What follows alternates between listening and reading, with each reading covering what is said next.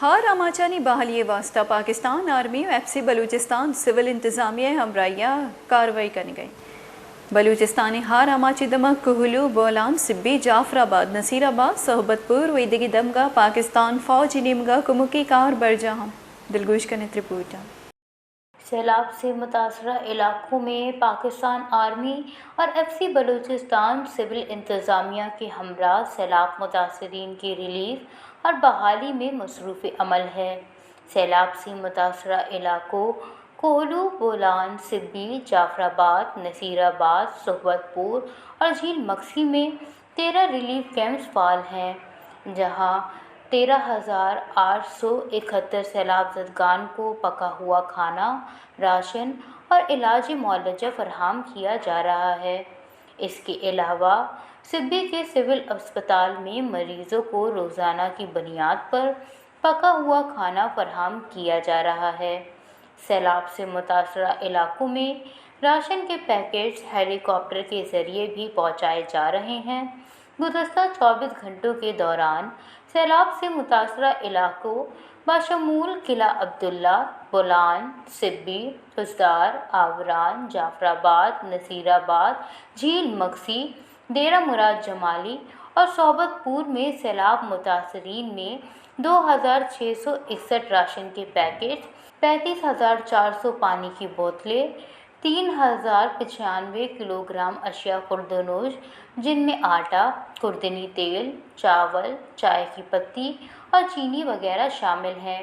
جبکہ 24,933 kilo gram دیگر اشیاء جن میں گرم کپڑے، کمبل، ٹینٹ، مچھردانی، صابن اور دیگر روزمرہ کی ضروری اشیاء مستحق لوگوں میں تقسیم کی گئی۔ پاکستان آرمی اور ایف سی بلوچستان کی جانب سے امداد برائے سیلاب متاثرین کے لیے کوئٹہ میں 6 کلیکشن پوائنٹ فعال ہیں، جہاں سیلاب متاثرین کے لیے امدادی سامان اکٹھا کیا جا رہا ہے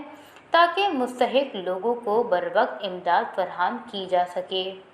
سیلاب سے متاثرہ اضلاع میں لوگوں کو متعدی امراض سے بچاؤ کے لیے فری میڈیکل کیمپس کا سلسلہ بھی جاری ہے۔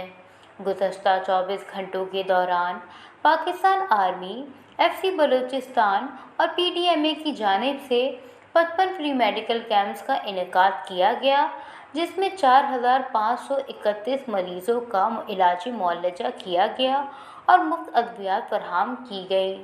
بلوچستان کی تمام شاہراہیں ٹریفک کی آمد و رفت کے لیے مکمل طور پر کھول دی گئی ہیں، جبکہ قومی شاہراہوں پر ٹریفک کی روانی برقرار رکھنے کے لیے نیشنل ہائی وے اتھارٹی،